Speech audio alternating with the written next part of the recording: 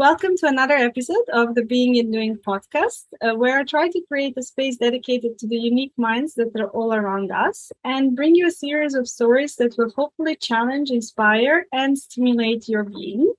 And today I'm actually really excited for my guest because she's a fellow scientist and a fellow artist whose art I have been secretly and jealously admiring for years. And then I realized, oh, now there is a way to connect. So I welcome to that today Beata Mierzwa. I hope this was good. Perfect. And we are going to talk about many things, including science and art and her new video game that is part of a project about science popularization as well. So I think we will touch a lot of topics, and I'm very curious where this conversation is going to go. So welcome. Thank you so much. Thank you for the lovely introduction. I'm really excited to chat with you too. I admire what you do too. I love that you have so many things too, the science and the podcast and the communication. So I'm really excited to have this conversation with you today. So I will start with just asking you, what are some things that you identify yourself with, like words or verbs or whatever kind of comes to your mind first? Yeah, I like that you asked the most difficult question first. But I want to try to answer it anyway, because I think it's also a really interesting thing to think about. I never really thought about that before. So I think one of the things that maybe describes me is something like inquisitive. I feel like, even as a child, I had this natural curiosity. I always wanted to know how everything works. And I remember I still hear anecdotes from my parents about, when I was a child, I asked so many questions about every possible thing, and it must have been really overwhelming for them. But I think that's also what kind of ultimately drew me to pursuing a career in science, even though, nobody in my environment really was a scientist in a classical sense. And yeah, I feel like that is just like a natural curiosity that I have. And it could be anything. It could be, something from being curious about how life works. But even like, I can't even watch a movie without thinking, how did they record this? How did they, make this scene to get this effect and things like that? It's always kind of me thinking about how things work in the background. Yes. Well, I can totally relate to that, how everything works in the background. And then when you discover it, is like you understand the complexity behind of what we see. And I feel like that's what drew me to science. But I'm also curious, when did you kind of notice that about yourself? And when did you kind of naturally steer into the science direction? Or was art and science always present? That's a great question. And I feel like a lot of people ask me, oh, how did you get into science? And I don't really have this answer where I can say, oh, I always wanted to be a scientist. This was my only dream. For me, it was more like subconsciously, I was always curious. And I did love both the science and the art. I grew up in an environment where my mom is a painter. So she, makes these oil paintings. And so I had a very artistic approach. And then my dad is very analytical. So he loves, tinkering with electronics, engineering his own little project. So he, even as a child, he was showing me all the things. And my parents were so different from each other. But I feel like I kind of grew up with both of these worlds, even without thinking about it, even, without anyone in my family being academic and things like that. So I think I had both of them.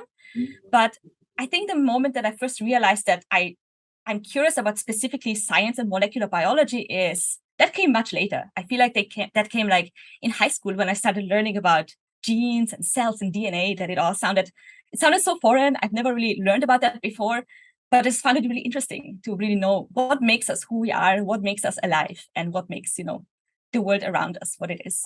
And I'm also always very curious about your choice of colors. They're so alive, they're so vibrant, and your hair has changed colors, I think, over time. So I'm curious, what drew you to such intensity in color? And you almost look like the spectral images I always look at our microscopes. I love that you drew that kind of parallel, because I think that's really where it comes from. So I always, loved colors. I always liked colorful things. But, it was just, a thing that I liked. But I think it was the moment when I started doing microscopy, specifically fluorescence microscopy, which is kind of this microscopy where, you make structures in the cells glow. So you have this dark background, and then you have this green or red or blue proteins. And then I feel like that kind of scheme of the colors, like having this dark background and then having all of these vibrant colors stand out, is something that really influenced me and inspired me. And and changing hair colors is something I really enjoy. I feel like I've always wanted to do it, but I never felt like it's something that I could do without, having to explain myself. But what made it so much easier is that when I started doing the art much later, so I started doing art much later than science. And then I felt like, okay, now I'm doing art. So it's kind of part of my expression. So I felt like it's easier to kind of justify, even though I know I never had to justify it. It's just something that I had to get over with. But I really enjoy it now. I really love trying all the different colors and, experimenting with it. I think you're touching here a very interesting thing of how do we trap ourselves in our identities. And I have noticed in myself when I just allow myself to explore different identities, suddenly through that identity, I can explore many more other different things. And I'm just wondering with your hair, because also I had like a journey with my hair. I had a long hair and now suddenly I have like a very short one. And I'm also quite hesitant to change the hair color, but I kind of, maybe I'm at the edge. And so I'm wondering, what was the process like for you of like allowing yourself to do that, to just, be not even ask the question of why would you wear blue hair? It's more like, why not? Like, why not explore that? Live this life for once. I love that question. And I can totally see myself in it too, because I used to always since I was a child, I always had long hair. It was always like a thing that, it's something that I thought, okay, it's so long. I don't want to cut it. I got to this point. And at some point I just felt like, okay, I had it, but now I feel like I really want some change. And I started, small. I started maybe dyeing the tips of my hair and knowing that, okay, if I don't like it, I can cut the tips. I still have long hair and things like that. And so I started doing that. But I feel like the step to kind of dyeing my whole head for the first time, it was kind of a bigger step. But I think for me, the thing that makes it so much easier is as long as you don't have a clear expectation of what it's going to look like later, like, the clear shade of the hair, you can never really tell. There's so much behind it. There's so much chemistry and everyone's hair is different. So it's really hard to tell what it's going to be like. And so for me, I kind of approach it as an experiment and like, okay, I try it. If I don't like it, I change it again. It's not a big deal. So I think as long as you're not super, kind of fixated on what it's supposed to look like at the end, it's going to be like a journey where you explore. There's going to be surprises. And I've just been really enjoying that, just not having to worry about it. And I really like the part about the experiment. And I want to get into that. What is being a scientist like? And how not to be attached to the outcome of our experiments. Because often, and especially I think in this day and age, we hear science has proven this, or this is scientifically proven, and often it becomes almost dogmatic and religious. Whereas when we are in the back end of science, this is not how we operate, and we always hold the truth lightly. And so I wonder if, in your words, what does it mean to be a scientist, and how do you hold the uncertainty of knowledge? Interesting. Yeah, I love that question. It's so much more comfortable to be certain about something, right? Yeah, exactly. But that's true. Like the whole point about science is to question things and to not be attached to a certain outcome. And I feel like a big part of this is also, when doing experiments, you usually have a hypothesis, and then often, experiments fail, and there are many reasons they could fail, because your hypothesis is wrong, or maybe because your method didn't work. And it's really something that I had to learn to kind of come to terms with, is to know that if an experiment fails, it's part of the process. It's a good thing, and it's part of science. And also, how did you separate the failure or an apparent failure of an experiment from a personal failure? Because I think in the beginning, when we start as small baby scientists, that those failures seem much more personal. And we get more rough skin afterwards, but it's in the beginning it's quite difficult. It definitely is. And I feel like it's still difficult for me. I know it, you hear it all the time, and it's totally true that, the thing is, you try so hard, right? When you get excited about your project, you try your experiment and you really want it to work. And for me, I had to really learn that no matter how much you try, how much you wanted to succeed, how much work you put into it, there's no guarantee there is a correlation between, put the effort you put in and the amount of success you will get, the perceived success, right? So I think that's something that I really had to learn, and it did take me a lot of time, and it's, still, of course, affecting me because, I'm human. It's just part of it. But I think, being able to talk about it and know it and see that everybody is struggling with the same thing has been super helpful to kind of, come to terms with it and know that if an experiment fails, it's part of the process. It's something that maybe you're trying for the first time, maybe no one in the world has ever tried before. And why would you expect that it will work on your first try, right? So yeah, definitely something we all have to learn as scientists. And I'm curious now, you mentioned success in science. And so what do you consider to be success for you? And how did you first get in touch with the concept of success?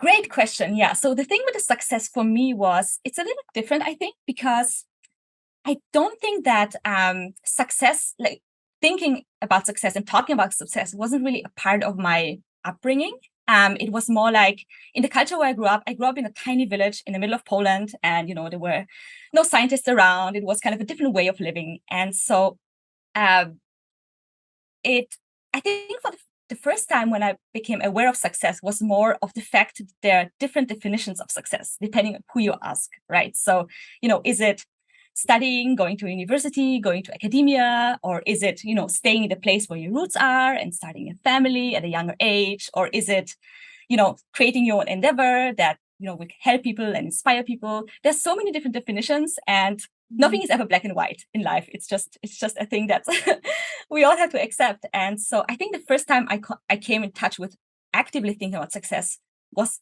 thinking about what it means to different people, what it means to me, what it means to my family, and things like that. So I think I don't think I can give you a definite answer of, when the first times I started thinking about it. But, I had some experiences in my early life where I feel like it was kind of a form of where I felt successful, even though, it might be something that I, never, picked up again later in life. But it's, those moments where you realize that, okay, maybe that went well, and maybe that was something that was worth trying. I like that. And what do you now consider to be a success on an everyday basis, even? Yes. So on an everyday basis, it's hard because if I think about the day and think about what do I want from a successful day, it's so many things. It's just way too many things that can fit in a day. But I think for me, success right now is kind of the ability of being in a position and having the opportunities to try things out that I'm excited about and to feel like I can explore different things.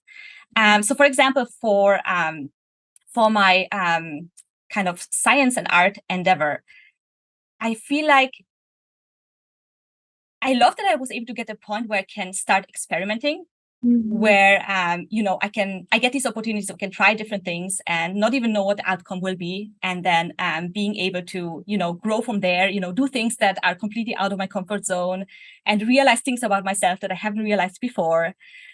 So that's one of the things. And the other thing that right now I feel like helps me define kind of success is being able to help people, being able to show people what's possible. You can be a scientist, you can be an artist and a scientist, and you can be successful. And you don't need to stick to a path that is traditional, that is, you don't have to focus on one single thing, but you can combine your passions and you can put your personality into it and also have a successful life. That's actually really beautiful. I was struggling a lot with that, as in I was always doing so many different things and dancing and singing and I don't know, weightlifting. And then often there's this narrative, if you don't focus on one thing, you will fail on everything that you focus on. So I'm wondering, what was was there a struggle for you to get to this place where now you know that different paths are possible, and what helped you on that journey? Absolutely. And I love that. I think we have so much in common. I love talking to you about this. I feel like for me, yes, I think this was like one of the biggest things that I had to realize. And I realized it way too late way later than I would have liked to. And just like you said, the kind of the belief that you have to focus on one thing, and especially with science and art. So for example, after high school, I was really torn. I didn't know what to do. I loved art. I loved the idea of science. I was into fashion and, making movies and things like that. And it never even crossed my mind that I could ever combine these, especially science and art. Right now, people are talking about them as such opposites from each other that you can't really be both. And if you want to be a scientist, it's like an all-encompassing thing. It's the only thing you can focus on to truly be a scientist, which I don't believe is true at all now that I have kind of explored it a little more. So I think for me, the one issue was that there weren't really a lot of role models, especially, back in Austria where I was studying. I think now there's many more, which is great. I think that's super helpful. And I'm trying to kind of help that. But I think... So for me, the way it happened is that I started doing the science. So I ended up going for science because I thought, I was really excited about the idea of how we're made of cells and how DNA makes us who we are and all of these things. And I thought, okay, I want to do both, but it's probably easier to learn science in university. You can't really learn science at home. Like you don't know what it's like to work in a lab. And then use my extra time for creative projects and kind of develop from there. But of course, once I started doing science, I completely stopped doing any art because, it kind of draws you in completely and you just get so busy. There's always something going on. So for a really long time, I never had a chance to make time for creative projects. And I thought, okay, I chose science. That's what it's like now. But then I had a random opportunity to create a drawing. And this is the moment where I feel like it started, where I started realizing that actually combining them is possible. And that's actually a thing that I can enrich both my science and my art in different ways and kind of use my creativity to approach science from different directions in a way, if that makes sense. Yes. And I'm curious, I'm looking at the pictures behind you and I just want to know about your science. And I want to know, I know you worked in cell division and maybe we can talk a little bit more about that and explain to the audience the beauty and complexity of that process. Yes, I have a lot to say about that for sure. So for me, going into science, I tried a lot of things. So, while I was studying, I had the opportunity to do a lot of different internships and I tried different things. I tried, structural biology. I tried working with biochemistry and yeast and different model organisms. And then at one point, I had a chance to work on cell division and do microscopy. And I think this is the moment where I realized, okay, just the realization that cell division is so amazing. It's not only fascinating, but incredibly beautiful. Yeah. But it's also so important for life. All life depends on it. And it's also really important to understand it in order to find better treatments for cancer. So there's so many things about it that I find fascinating. And I know cell division has been studied for such a long time. It's just such a process. For the first time people were looking through a microscope, they were seeing cell division and making drawings of it. And I think it's amazing how much we already know about it. You look at the textbook and there's so much, but at the same time, there's so much we don't understand. And it's kind of easy to kind of think that, okay, we figured everything out. But in reality, there are so many things about it that are still not clear and are still really interesting to explore. So that's what really fascinates me about cell division in general. And then ever since I started doing cell division, I started working on it doing my master's thesis. I completely decided to focus my career on that and exploring it from different directions and things like that. And so what do you do today in layman's terms? Yeah, totally. So I'm doing today, I'm working on my postdoc and I'm looking at cell division. And so what I'm doing is I wanted to look at cell division from a broader angle. So there's so many different steps in cell division and I couldn't really decide which one I'm most interested in. So what I wanted to do is I wanted to look at cell division as a whole. So what I did was I started using the CRISPR technology, and it's maybe people have heard about this in the news. It's a pretty big deal when it kind of got revealed a while ago. And basically it's you can think of it as, genetic scissors that are able to make changes and cuts to DNA and any way you want. And it has been a complete game changer for research. And so what I do is in the lab, I use CRISPR to test every single gene in our genome. And we have like more than 20,000 genes in our genome. And I want to see which ones are needed for cell division. and then compare different types of cells, different conditions. And finding these mechanisms is really important because cancer cells are known to divide too much. So understanding cell division will help us find treatments to stop cell division in the cells that are not supposed to divide too much and help make better treatments for cancer and things like that. So that's kind of a general idea of what I'm doing right now. So this is like the scientist in me wanting to know what is it that you're following as the characteristic for your screening of the 20,000 genes. So are you looking at duration of cell division? Are you looking at, I don't know, shapes of cells? So what is it that you're... Yeah, so I went through a few different things. I started out with looking at different types of cells. So, in the body, we have different types of cells. We have blood cells, for example. They're always round. They kind of float in the bloodstream, and they divide while they are, round and not attaching to anything. And then, for example, in the skin and in tissues, we have cells that are embedded in a very, tight environment. You have the skin, you have, those barriers that form inside your body, and they also have to divide, but they divide while they are kind of in this environment. So I started out looking at kind of differences between these types of cells, like cells that attach to surfaces, cells that are always round. So that was one part of my project. And right now, my readout is looking at how long it takes for a cell to divide. Mm-hmm. So what I didn't know until really recently is apparently there's this fascinating process where cells can sense how long cell division takes. So they can measure it somehow. We don't know exactly how, but apparently they can. And the idea is that if they realize that cell division takes too long, even if everything went well at the very end, if they realize it took too long, it means that maybe something could have gone wrong. And then they stop dividing in the future as a kind of a protection mechanism. Just, in case something was weird about it, let's not divide more, let's not create cancer and things like that. So the idea of my screen is to compare cells that can sense mitosis with cells that cannot sense the duration of mitosis, and then see what the differences are.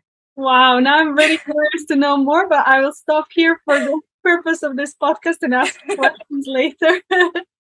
Yeah, I hope I didn't get too much into detail about it, but as you know, I can get excited about these things. So I know, of course. And I am curious about your drawings. So you said you had this chance to make one of these first drawings, which took you into the direction of trying. So what was that first drawing, and how do you now come about to actually thinking when someone asks from you like a scientific illustration? How do you go about the creative process of deciding how it's going to look like? Mm-hmm, yes, that's definitely something that I really kind of started exploring when I started making more drawings. My first drawing was, it was just a thing that I randomly had the opportunity to do. So I was doing my PhD and I was working on the final step of cell division. So basically, all the cells are already separated, but they're still connected by a thin bridge. And the final step is the process in which this bridge is cut to separate the cells and to, make two separate single cells.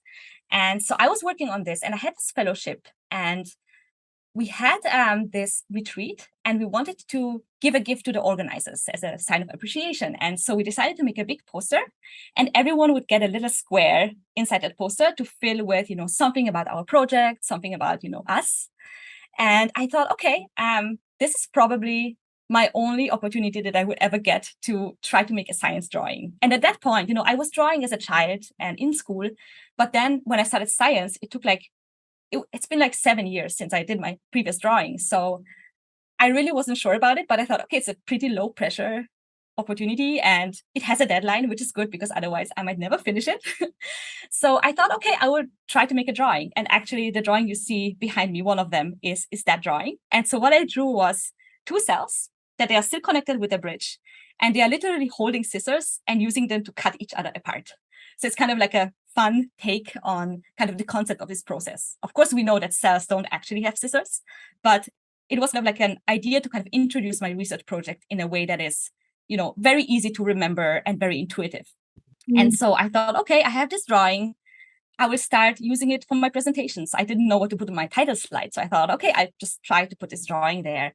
And then I realized something amazing. I realized that, people could remember my research even years after I presented it at conferences, at my institute. And it was just because they remembered, oh, there was this drawing, and together with it, they remembered the topic of my research.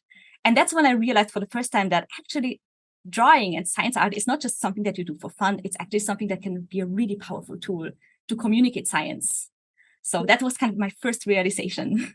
Now, as you're talking about this, I actually remember that many of the first scientists were also drawing. I think I remember Santiago Ramon and Cajal was drawing actually the neurons. And yeah. Then there's the Haeckel, Ernst Haeckel, I think. I mean, those are beautiful drawings of microorganisms. So I don't think it's unusual. It's just that we forget, and somehow science has gotten so technical that we lose that kind of holistic thing where scientists were artists, philosophers, thinkers, all of this kind of thing in one. And I'm wondering, actually, now that I mentioned philosophy, and I'm also curious about how do you think of new hypotheses? How do you think of history of science, and how do you kind of try to look at the scientific process from like a bird's eye view and kind of make it better, make it more consistent, make it more critically good, and things like that? Great question. Yeah, I feel like in terms of how I think about science in terms of history, I totally agree with what you said with in the past, these examples of scientists creating these drawings. And I think it was so much easier in the past because at that time, we didn't have any cameras. There were no computers. And, they built the microscopes and had to somehow communicate what they were seeing. So, of course, the natural thing is to start drawing, for example, and things like that. And also, like you said, like the drawings by Ernst Haeckel were all about, discovering that evolution is a thing, that, things are related to each other and there's adaptation and things like that. And I feel like drawings were so important for both things. So one, for kind of communicating the research, kind of finding things, but then also for communicating to the people, because I feel like at that time, the concept of, evolution was so foreign that I feel like using this art and these visual representations was probably a really big help to kind of convince the public and make it a thing that, that people think about. So I think that's one of the reasons why I think it was more common in history. And as you said, now it became a little bit more technical because we have computers, we have graphs, we have illustrations. And I feel like drawing kind of became this thing that is maybe nice to do in addition, just for fun or something like that. But I feel like it's changing a little bit now. I feel like it's getting more and more common and more appreciated. And especially for things like, when you draw, you can draw something, things that you are sure about, you can draw in a lot of detail. And then things you're not sure about, you can, leave it a little bit blurry, or like you have all this flexibility where you can have different levels of detail in a drawing that you couldn't have in a computer animated art, for example. Or, for example, people using art on their websites, scientists, to inspire creative scientists to join their lab and things like that. So I feel like it's really changing, which is really amazing, but I think we still have a long way to go. No, I agree. But yeah, and sorry, go on. I was just curious also, what was the perception of you in terms of like, did they see you as a serious scientist when you show your drawings or appear with the blue hair?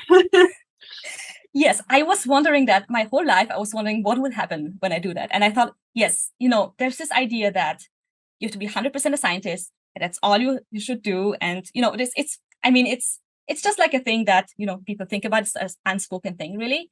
And I was a little worried, to be honest, at the beginning, like, okay, now I'm doing drawings. That means that I'm not spending every waking hour in the lab and things like that. And then with the hair and all that, will people take me seriously? But I really realized that actually, and I completely didn't expect that. Actually, I feel like it helped me because presenting my science in a way that is memorable and, a little different makes it much easier for other people to remember my research. And I feel like having this added dimensions, especially now where science outreach is becoming more important than it was before, I feel like it's seen more as an advantage because you have like this all-rounded person who can do things on different levels and, do different things for different goals. So I was surprised. I'm so happy. But so far, I really realized that it has been really helpful. And the thing with, appearance you not be having colorful hair or dressing the way you want to. I feel like that has always been a nice thing with science, because you don't work for a company, but in academia at least, you don't work for a company and then you don't have to represent anyone. It doesn't matter what you look like. What matters is the work that you do. And so that's actually one of the reasons why I always have been attracted to science as well, is because having that, personal flexibility and individuality, that it didn't really make a difference to your work. And I really feel like in science, that is really a thing. Yeah. So I'm really grateful for that. And I'm also curious about science outreach, because it's also something I really love. And I don't know, for me at least, and I don't know if you share that, is the most beautiful thing you see is like an eye of a child. That's when you show something and they're suddenly, wow, oh really? And then you know that something has happened inside of them. And it doesn't matter if they're going to become scientists or not, but they take that feeling with them. So I know that, people often kind of push scientists into science popularization, but I think the reason I love it is just because I can immediately see the impact of of the work. So I'm curious, what brought you into that, and how do you now do it? Yes, I totally can relate to that. Just having that moment sometimes when you show something for the first time and they realize something that might change their life. It might or might not, but definitely is something that kind of broadens their worldview, I think. I feel like for me, it's funny because if you would have asked me whether I would ever be a science communicator, things like that, early on during my studies, I would have said never. It's not something I can do. It's not something that really works for me. But then when I started doing the drawings, it kind of happened really naturally because, I had the drawings, I was showing them to scientists, but also I ended up showing them to non-scientists. And I realized that people, they were seeing them, especially young people, seeing them and just asking these questions, just being curious. And some of the questions they asked were just amazing scientific questions, and they didn't even know about it. It was just something that was triggered by, seeing science in a different way, like more visual, maybe less intimidating, maybe, less, things like that. Where I realized that it's really, really important and really powerful to use all of these things for outreach. So that kind of got me really excited about it. And I started experimenting with different things like drawings, and then making science fashion to kind of share the beauty of science, and now also creating the science video game. And these are the moments that are just incredibly rewarding. And, no matter how much work it is, no matter how uncomfortable it is to do some of these things for me, because I'm not used to it, it's just so rewarding. And I really love the way you said that it's something that you see immediately. That is something that I was thinking about a lot, because when I went into basic research, I thought, oh, it's really interesting. I want to know how things work. I want to understand it. But I know that my research will help eventually, creating new medicines, making the world a better place. But there can be such a big time gap between finding something and someone making a drug and someone bringing it to people and things like that. So I know it's valuable, but there's this disconnect. You don't see it immediately. And so, like you said, interacting with young people or, people who are interested in science and seeing them having this realization, it's just so rewarding because you see it immediately. And as you said, it doesn't matter what happens after. It's just this moment where, maybe you made a difference. Yes, no, exactly. And you mentioned several times going out of your comfort zone. And I'm wondering, is that something that just comes to you and then you make this decision of, oh, I am going to do it? Or do you have like a space where you're kind of in this liminal space where you're like, am I not? Is this too scary? Is it not too scary? And how do you kind of hold yourself and hold the hope that you actually have the capacity to go through with the project? Yes. Great questions. I think for me, what always happens is I, get an opportunity or have an idea and I get so excited. And I said, yes, of course, I'm doing it. This is cool. And then afterwards, I realized when actually the time comes around, it's like, oh no, did I say yes to this? Now I really have to do it. Now I'm wondering, why am I so overwhelmed and so busy and so, totally out of my comfort zone? So I think for me, what happens is I get excited about the idea. And then I just, part of it, doing it is just doing something new. And it is not always comfortable. It's sometimes, you have to really get out of your comfort zone. You have to do things that you've never done before and things like that. But in retrospect, I'm always happy that I did it.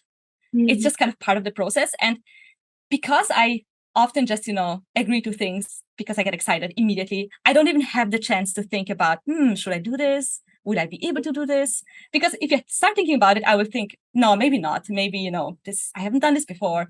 Maybe it's not, maybe someone else should do it. So I feel like I never even get to this point because I say yes to all of these opportunities, which sometimes, it's quite a lot, but in retrospect, I'm always happy about it. Yeah. So your motto is basically just do it.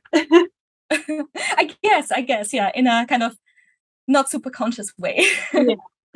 Yeah. And I'm also curious about you have moved from Poland to Austria, and now you are on the West Coast. I don't know exactly where. And how does this shape you? And how did this shape you? Because at least for me, these changes can be somewhat intimidating. And also we are leaving our friends, families, and it looks kind of luxurious, but there are parts of it which are actually also quite difficult. So I'm wondering, what was your experience?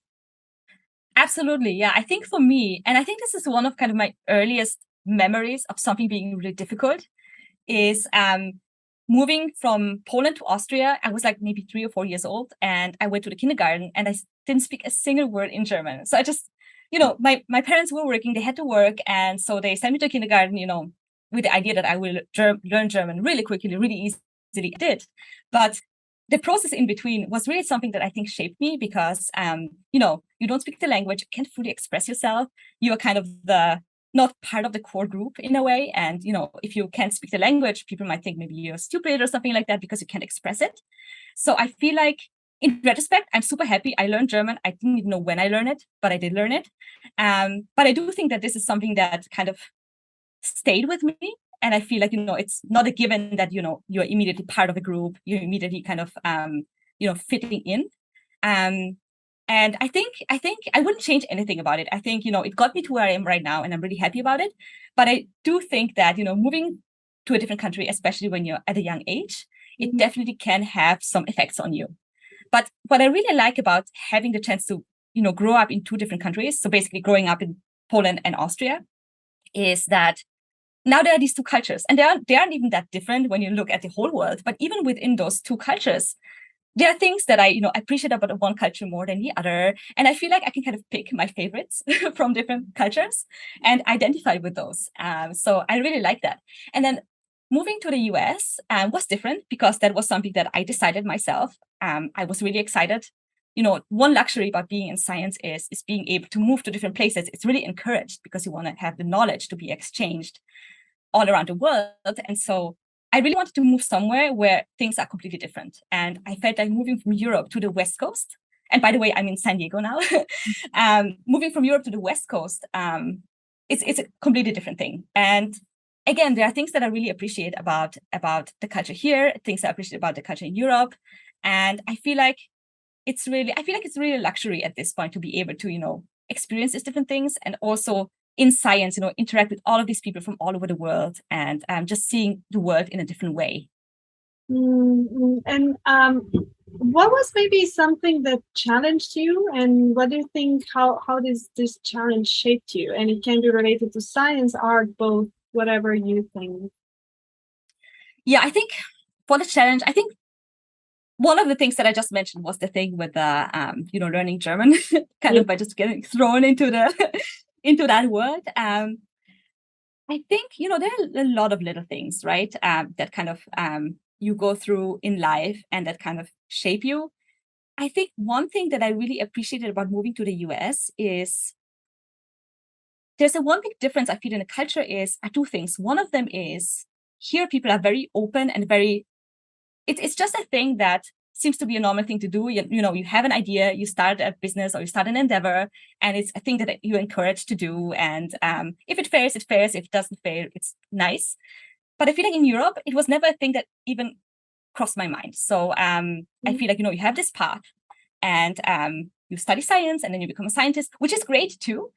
And I feel like, a lot of people do it. And I'm not sure if I would ever, have tried to kind of bring my science art to the next level without having kind of meeting all these people who have done it. And it doesn't matter whether they failed or not, but it's just a part of kind of the culture to have this as a possibility. Yeah, and then the other thing I think that also really shaped me is I feel like people here are very open about, things like, how to live life in a mindful way, how to be conscious of things, and, how to talk to yourself and things like that. These are things that in my culture we never really discussed. It wasn't, you live your life and that's just the way it is.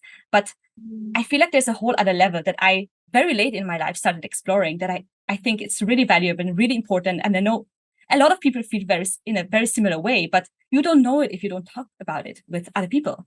So that's another thing that I really appreciated about moving to a completely different place.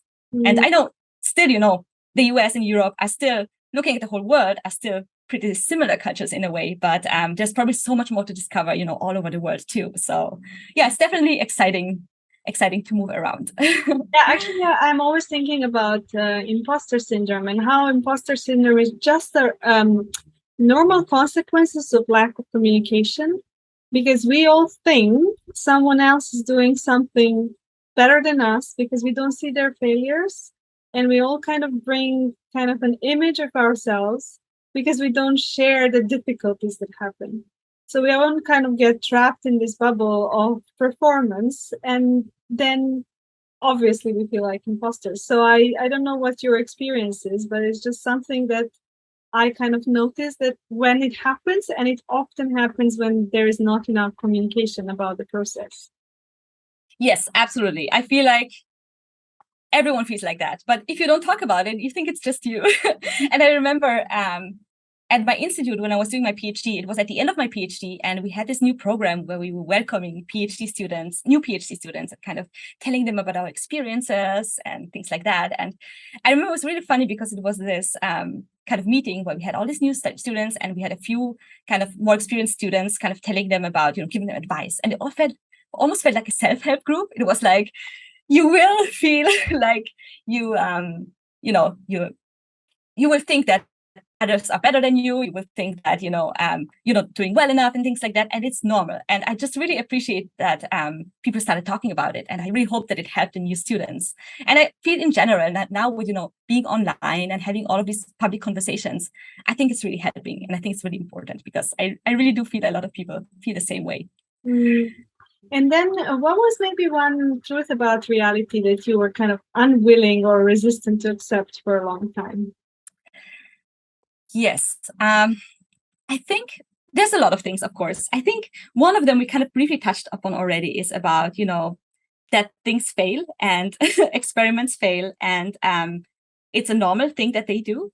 And if they fail, it doesn't mean that you are a failure. It means that you're trying something new. And I think that applies to every step in life, really, as well. I think accepting that has been really difficult, but also really important.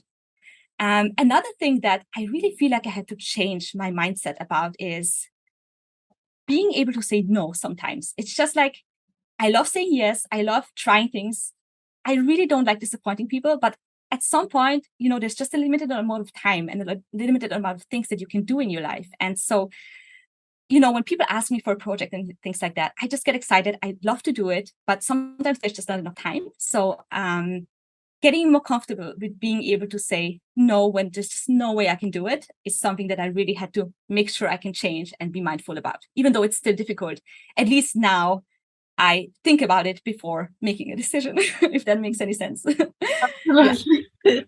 And what do you think is a pain that potentially shaped you in being who you are, or a struggle? As you said, you mentioned the transition from one language to another at very small, but is there something else that you maybe want to add? I think this is the example that I think I would have given. There's, like I said, little things that kind of add up, but I think that is probably the thing that I think I remember most that shaped me unto this day. So I think I don't really have anything else to add. But if something comes up later, I would definitely let you know. And so I would then want to hear more about your new endeavor, which is your video game. So how did that come to be? And what's in the backstage of it? Yes, great question. So for me, I think, so it happened kind of naturally. I never thought, okay, I'm now sitting down and making a game because I want to make a game. It was more natural. So I think what happened was, after I discovered combining art and science, I started experimenting. First I started making drawings for myself. Then I started, trying to make a dress about my research and fashion and, jewelry and things like that. So I always try to kind of experiment with how I can communicate science in unconventional ways in a way. And so I always kind of had that in the back of my mind. If there's something new that I can try, I would definitely try it. But I never thought about games in particular. But then a few years ago, go ahead. For 1 second, before I forget the question, there's one thing about you which for me is amazing, and that's your entrepreneurial spirit. And, like printing stuff on a material takes time to figure out where, how, like, the costs. Also shipping stuff, having your own website, printing them out. How did you figure those things out, and what's your support, and how? Yes. So for me, I feel like when I first started doing these things, I didn't think, okay, I'm going to make a thing out of it. I'm going to offer it to other people. It was just more like, I like colorful clothes. I think these microscopy images look so nice. I want to wear them by myself. I feel like if I would have started it with that whole big idea in mind, I would have been intimidated and I would have probably, found all the reasons why I shouldn't do it. But I think for me, what happened is I just slowly got into it and, just trial and error and, finding things on the internet, trying to teach myself. And I feel like in general, as scientists, I know we don't have a lot of time, but when we do science, we have so many skills that I think are applicable to different things. For example, like trying something, it didn't work, figure something else out, like troubleshooting and things like that. And I feel like all of those skills that you kind of passively learn, they are really helpful for all the other things too. Like, okay, I tried to find this place that prints things. I tried. If I didn't like it, I tried something else. And it's just, I feel like it kind of made it more natural and easier for me to try different things. But yeah, it was just really one step at a time. Then, making a website was like, I don't know how to make a website. How can I, and now there's all these tools where you can relatively easily make one. I feel like creating a business and things like that before the internet must have been super difficult because you need to kind of know the people, you need to have all the knowledge and connections. But I feel like now you can Google things and you can, go from one step to the other. You can ask people. And I think that's what really made it possible for me, just by trial and error and slowly, adding things and things like that. Does it make sense? Yes, it does. So, yeah, I was just very curious because I was like always amazed because I just imagined the whole process of shipping and packaging and printing and all these kind of things. And that takes quite a lot of time. So, yeah. But sorry, I stopped you for Microscopya and I want to hear the continuation of that. Yeah, and just one more thing that I want to add is that I know in retrospect, it all seems like super straightforward that, you could think like, oh, this person had this idea and then they made everything happen and all that. But in reality, it was just me. I had no idea what I was doing. I was doing one step at a time. So I feel like a lot of these stories that you hear, it's probably different as you're going through it. I feel like I never felt ready that I can, start a thing where I have my own science fashion line and offer it to people.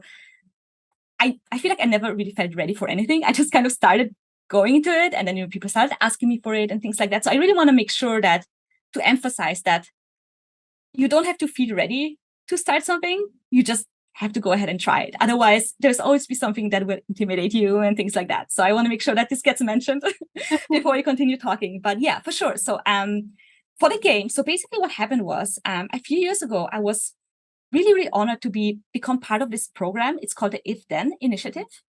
And they have this If Then ambassadors. So If Then kind of stands for if she can see it, then she can be it. So if she can see that there are female scientists, then she can think about becoming one herself as well. And so this program was kind of focusing on inspiring middle school girls to see themselves as scientists, to see that scientists can look just like them. And so I'm part of this program where there's about 120 ambassadors. They are from different disciplines in STEM, so science, technology, engineering, and math, and different career stages and all of that. So it's really amazing to get into this program. And this is also what kind of shifted my focus a bit more into communication, because before I was doing more art and communication was part of it, but now communication has become a bigger part of what I do.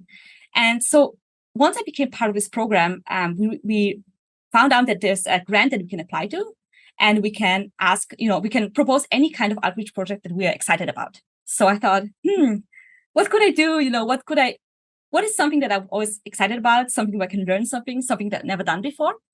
And so I've always been a huge fan of video games. Like ever since I was little, I love playing games. And my favorite part always has been kind of immersing myself into kind of this fantastical worlds that they create. You have the visuals, you have the music, you can interact with it.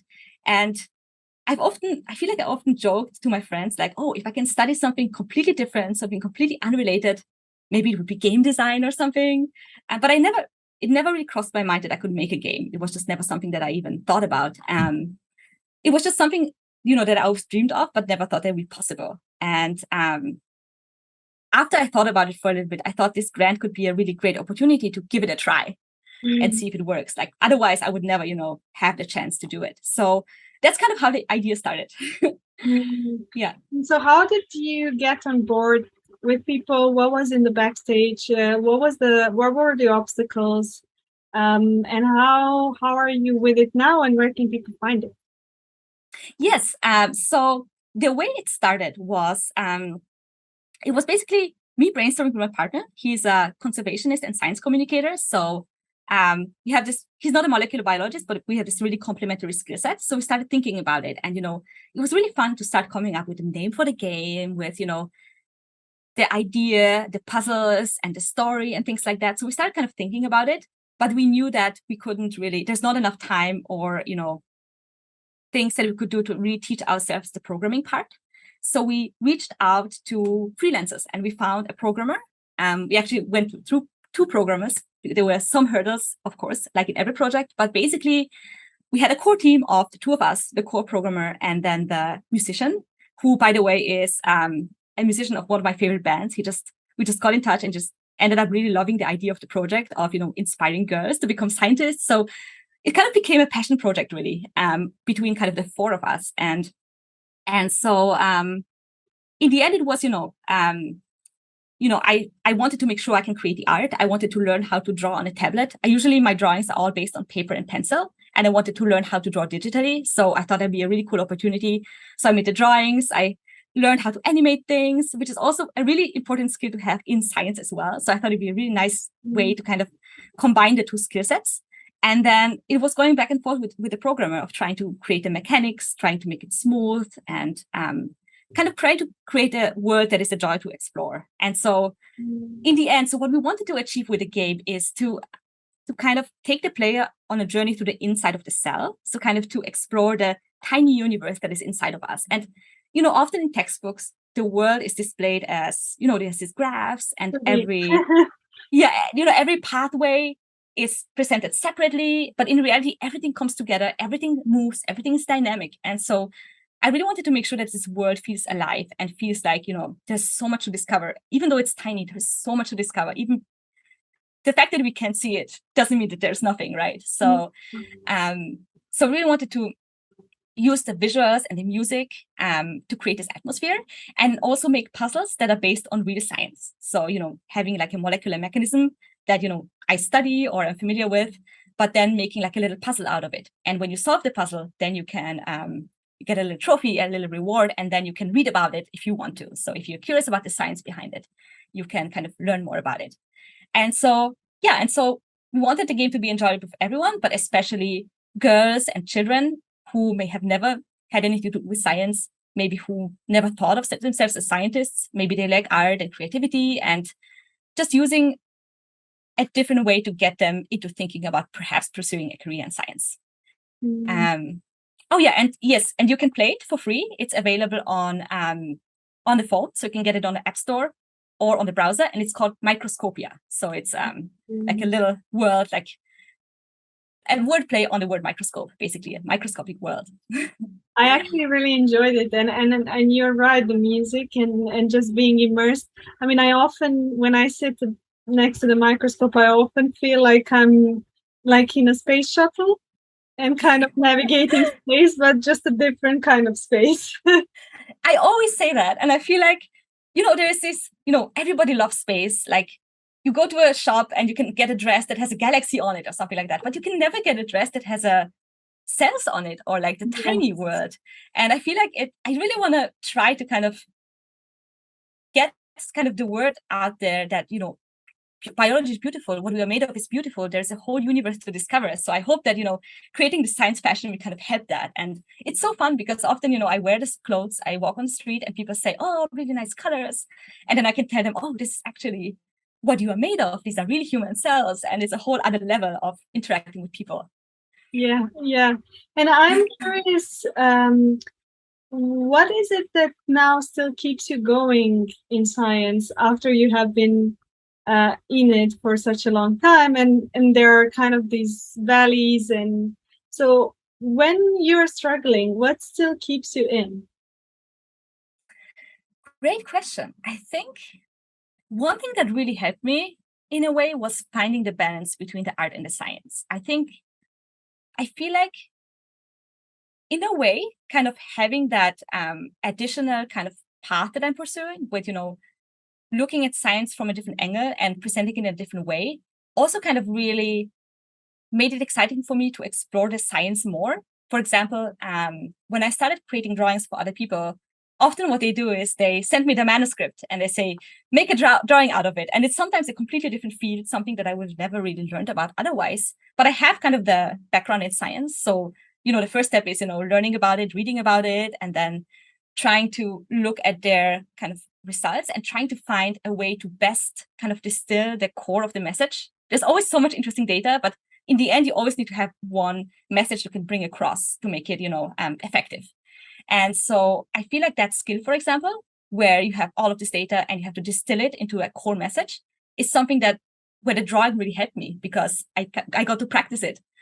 So this somehow really kind of inspired me to then also communicate my science. And then also I got to read literature that I otherwise would have never read. And, sometimes there are methods to discover, sometimes there are things to discover from a different field that can benefit your own science too. So I didn't really expect it from the beginning. I thought it's going to be like an additional thing on the side, but it really integrates really well with the science that I do as well. So I think that has been really a great way of motivating me to keep on going, even though sometimes it's challenging, sometimes it's exciting. It's just, part of life. And I'm also curious, you mentioned that you want to inspire girls coming into science, but what was your experience as a girl or a woman in science? And I must say I'm coming from a place where I still see some challenges, and I'm wondering whether you are sharing that or not.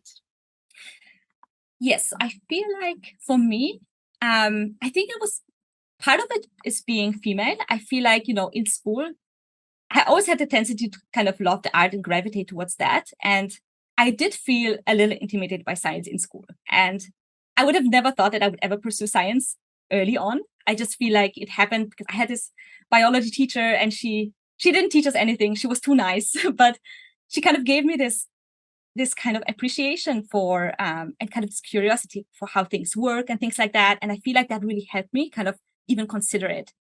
And I feel like in so many points on my way, I feel like, there were so many nice opportunities and nice kind of coincidences that made me pursue it and consider it. But it could just as well happen that it didn't happen. Yeah. And I really want to make sure that, girls get that idea from very early on, before they kind of start making up their mind and things like that. And before they start doubting. Exactly. Yeah, exactly. And there's also this thing where very early, I don't remember exactly the age range, but basically girls are just as excited about science as boys. Mm-hmm. And then at some point, there's an kind of a phase where then somehow, through the system, through society, girls tend to get more discouraged to pursue science than boys. And I feel like it's this window that I feel like you lose so many opportunities. Yeah. And that's why I really want to try to find different ways to engage girls, but also boys, everyone, to consider and to look at science from different angles. And I feel like a lot of people don't know that it's not just research. You can do science, you can do science communication, you can do science visualization. There's so many different careers within science that, could speak to all of those creative people that I, for example, had no idea about when I started. So that's one thing that I really try to bring across as much as I can. Yeah, and there's also something about, I remember because I studied chemistry or biochemistry because I felt like people make it more complicated than it actually is, and as soon as you have someone to explain it well and treats you with dignity and things that you actually have the ability to understand it, suddenly every concept becomes easy to break down. So I'm wondering what's your experience with, like, how did you cross those barriers, which are like, oh, physics is really hard and just for the smart, or biology is just for the girls, and etc., etc. Yeah, I think it also really depends a lot on the teachers too. And this is the thing, like you can be lucky and have a great teacher, and you can be unlucky and have a teacher that doesn't engage you. And I think, like, for me, I mean, I did start doing science right after high school, but I remember, for example, things like biochemistry. The biochemistry exams were always so scary to me. It was all of these graphs and diagrams, and I didn't realize how exciting it is until much later. And for me, I think my entry point really was the visual part, the microscopy, seeing things in a direct way. I think that is something that really helped me kind of get over that. And then, once you're in it, once you kind of work in a lab and you kind of know what it's really like day to day, it's not, making graphs and solving equations all the time. It depends on what you do, of course, but I feel like once you do it, it gets much less intimidating. It's still complicated and things like that, but I feel like it's complicated in a way that it makes you want to understand how it works. Because I feel like every time we find something, it just blows my mind how nature finds a solution to the most complex problems in such an elegant way. Yeah. So it's like, oh yeah, I want to find yeah. it. Yeah. And also kind of the thought that it's not a structure that humans have created, right? It's not something where someone came up with it and you learn it. We are made of it, but we have no idea how it works. So we are finding something about ourselves that we didn't know before, but it's there. So, things like that. And we said we are going to discuss about your experience in the San Diego Comic-Con. So I'm curious to hear more about that. Yes. So that was a really great experience. So so the backstory is I've always been a person who loves like pop culture and games and anime and things like that. And I used to go to Comic-Cons, and there's small Comic-Cons all over the world. But then moving to San Diego was really exciting because San Diego has the biggest international Comic-Con. So I thought, oh, it's so cool to go. And I went a few times. It's pretty overwhelming. It's a big event and all that. But I really enjoy, seeing especially the people who cosplay, which is basically dress up as a character from a game or from a movie you like, and you kind of put a lot of work into it, and it's all crafting and creativity.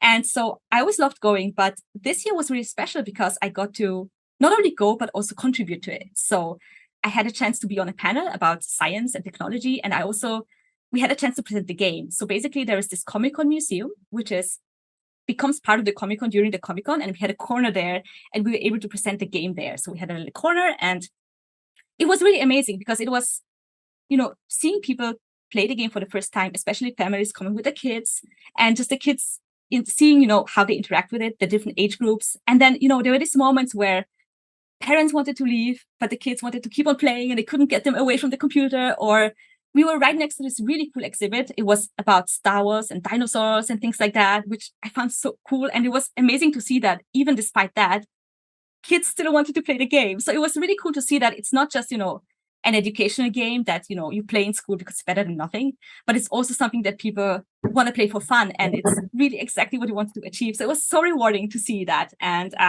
interacting with the educators, teachers, scientists who get really excited about it as well and want to kind of share it. And other people, starting to see all the possibilities of what else could be done, because our game is pretty short, but we already have so many ideas of all the other things we could cover. Mm-hmm. And I hope that this will kind of help get the field of educational games, enrich that field a little bit and things like that. Yeah. And I'm curious, what do you see for yourself in the future? Do you see yourself as having a science group? Do you see yourself as continuing doing science education? What is it that you feel? I knew this question was coming and I don't have a great answer for it. I think for me, I don't want to give anything up. I really love, doing the research, the kind of the hardcore science. I feel like I couldn't really continue without also doing art and communicating science as well. And I know, it's just the thought of kind of opening a lab and also doing the other things seems pretty overwhelming. But I know there are people who have done it. There's these amazing role models who somehow really were able to integrate really their passion for science art with their research. And not in a way where you have the lab work and then at home you do art, but more like really combine them, especially those people who did it at a time where it wasn't really a thing at all. And kind of the positions that they created, it wasn't something that they applied for, it's something that they created for themselves. So those are really my role models. And I really hope that I can find a way that I can combine all of these as well. I must say, this is exactly how I feel. Although, like, you often see, like, my role model, like, since I was really small, was Richard Feynman. And I was like, he was just like doing everything and had that beautiful wonder about the world. But then I'm always like, but there is no woman who is like that. And like, or like, and then like motherhood, and how do you put that into the game and all these kind of things. So I do agree that I think it's possible, and I hope it's not like we don't need to give up anything. But then I'm just like, I really need a role model. Especially, and there's something that for me is the most difficult is this idea of competition, which I completely don't buy into, because I feel like there's so many things we can all explore that competition seem to be like, why are we doing this to ourselves? So I'm curious, maybe what your thoughts are on the idea of competition in science. Yes, I totally agree. I feel like most of the scientists I know, they're already so ambitious and curious by themselves that they don't need another factor to stress them out even more. I feel like you're already so curious. And I feel like competing with other people, it's just a thing that makes just things less enjoyable, maybe. But of course, I know it depends on the person and all that. But I feel like there's just so many things we don't understand in science that I don't think we have to fight for the one pathway that we want to understand. And also in art, I feel like, there's so many more artists doing this. And I really want to encourage everyone as much as I can, because especially in art, there's so many different styles. There's visual, music and performing, all of these things. And then even within visual art, there is interactive stuff. There is different types of drawing, different art styles, and everybody connects with something in a different way. Everybody has like the thing that is really easy for them. And the more different things we have, the better. The more diverse we can make it, the more people we can get into it. Yes, I really love that answer. So I would slowly wrap up and ask you the rapid fire questions. So first I want to ask you, is there something that you feel like I haven't asked you and you would like to add? Let me think. I feel like we talked about a lot of things. I think we basically covered everything. If there's, a particular thing that you want to learn more about, we can go more into detail. But I think we basically covered the biggest kind of aspects of the things we do. Yeah. And I always ask this question, do you have a question for me? I love that. Yeah, I mean, I had a lot of questions for you when we started, but then through our conversation, I feel like you answered a lot of them, because I feel like the same way, like you having all of these diverse passions and, doing all these things, doing the podcast, doing the research and all of these things. I really appreciate how you have such diverse guests on your podcast. I love that it's not just, scientists, but there's, musicians and other people who you can learn from them. It's people you might never really talk to in real life if it's not your kind of not your little community. Yeah. But there's so much we can all learn from each other, and I really appreciate that. So thank you. Thank you a lot. I mean, I think that's actually why I started this, because of that sense of wonder and curiosity that you started the podcast with. It's more like, I'm really curious about the world, and I just feel like there's so much to explore also in this way. So yeah, thank you for that feedback. So and maybe I have one question. so I guess you already partially answered why you started this, but I'm also curious what's next for you. What is kind of your idea of continuing? Because I think we're in a very similar boat. We are both postdocs, I believe, and then we both have these other passions, and I'm really curious to hear what your thoughts are on your future. Yeah, so because I'm studying psychotherapy as well, and so doing the podcast and doing the science, and I feel like what I would love to be able to do is kind of breed. It's really awful word, but support next generation of scientists in a way that's holistic. And I feel like maybe I was missing that a little bit, and I had to, like you, probably search it all over the place. So in a very, very ambitious way, I would probably want to build an institute with like-minded people. It's probably far away, but there is a really interesting movie which is called Three Idiots. It's it's a Bollywood movie where he ends up having, but also would be, kind of really important for me to have kids interact with scientists more. And being at the crick, I feel like there is already a sort of that culture that is forming. I'm just trying to find a way to be part of it. Mm-hmm. And I would like to bring more of emotional support within the scientific process, because I feel like scientists are often expected to like, we are smart, and the emotional part we can deal with because we are so smart. But then we don't really support each other in the process, which is already very challenging. And I would love to be able to bring a little bit more of that. And I actually even have this idea of making like a small emotional cycle of a project where I will like go through all the stages which we go through, and kind of try to say, these are potential pitfalls and this is how you can support yourself in the process. So there are many things I feel like I'm thinking about, and I would, like, I would love that nature grants me this opportunity to discover it. Like, to discover it in a way that you are kind of one of the first people who gets this truth about nature, and she's kind of opening up to you. And I can't really imagine how that feels, because I have not been at that stage where I have that kind of discovery, but I don't know if you know what I mean, but that would be so beautiful. I love the way you said that. It's amazing. And I think your idea, I think it's so important. I think that's a really huge thing that's missing right now, especially in science. I feel like, emotional support is available in many places, but not really very much in science. And it's so important there too. And so I think that would be amazing if you could continue doing that. And I really, really hope that you get to do it, and that you get to help so many people who would be so grateful too. And I love that. I love combining these two disciplines. It's I think it's going to be a really big game changer in the field too. Thank you a lot. So the last two questions are basically, one is, what is an absurd thing about you that not many people know about? Yes.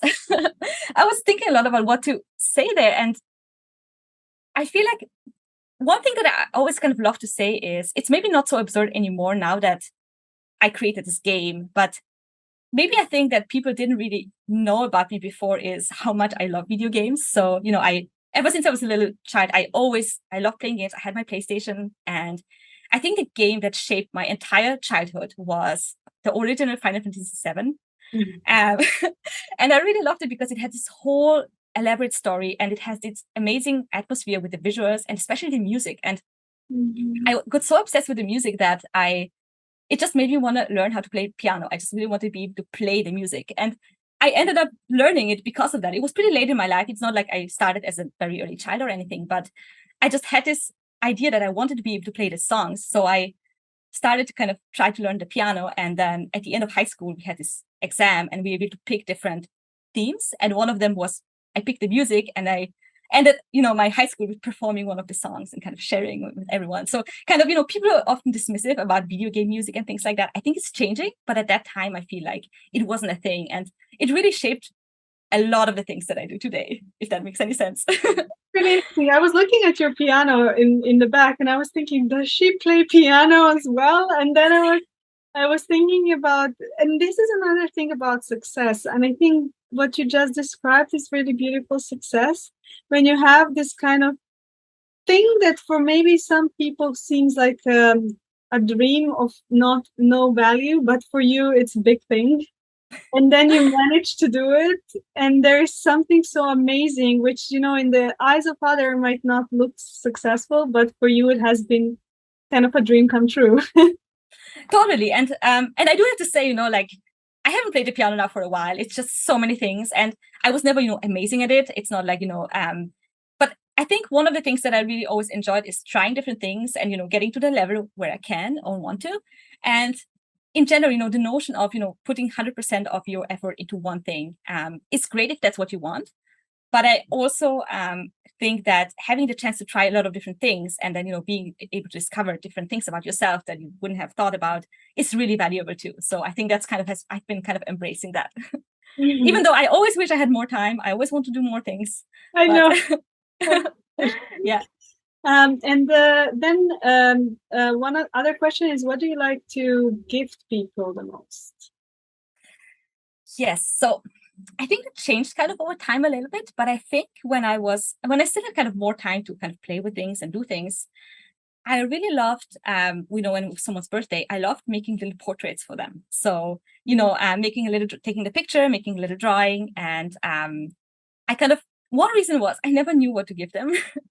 And then the other one was I really enjoyed drawing. So like during high school, it was a really nice thing to do. I really enjoyed kind of drawing faces and hands, and like we have the shading and you have to kind of draw kind of the texture of the skin and things like that. So somehow I really enjoyed that. And I think I was really lucky because I ended up really practicing it without even knowing it. Yeah. So that's always been, because also very personal, even though, one of the reasons was I didn't know what else to get them. The other reason was it's also really personal, and, them being so excited about it. And now I often don't really have time anymore, but I still, love creating science art and then giving them something personal and things like that. So yeah, something where I have an excuse to be creative, basically. What gifts do you like to receive yourself? To receive? Yeah. That's a difficult question. I think for me, it's something, I guess, personal, something, even like if it's just, something that somebody says that they might not even realize how much it means to me, but I know inside myself how much it means to me, especially, things like getting a compliment or something that I'm really insecure about and things like that, where they don't know. It's not like someone who knows and wants to try to make me feel better, but more like it's coming from a genuine place and things like that. I feel like these are really, really, these moments really mean a lot to me. And even, people reaching out to me, students from schools saying how, inspired they are, how they also love art and science, and how, I hope that kind of the fact that we can connect will help them validate that idea a little bit. So these are just the things that I really appreciate and means so much to me. And I'm so lucky that I get to be in this position to be able to help and hopefully, help make the world a better place together with all the other people who are working so hard on things. So the last one is, what do you think are things that became more, and what do you think are things became less important as you grow up or age? Yes, there's so many of them. It's really hard to decide, I guess, on one of them. But I think one of the things that has become less important is kind of worrying about what people think about me or what I do. I feel like, with all of these experiments, with, trying science art and things like that, I feel like people have started really embracing individuality and uniqueness in people, which I think is really important. And that's how, everyone can reach their full potential and things like that. So I think, worrying about what people think is something that has become much less important to me at this point. Mm-hmm.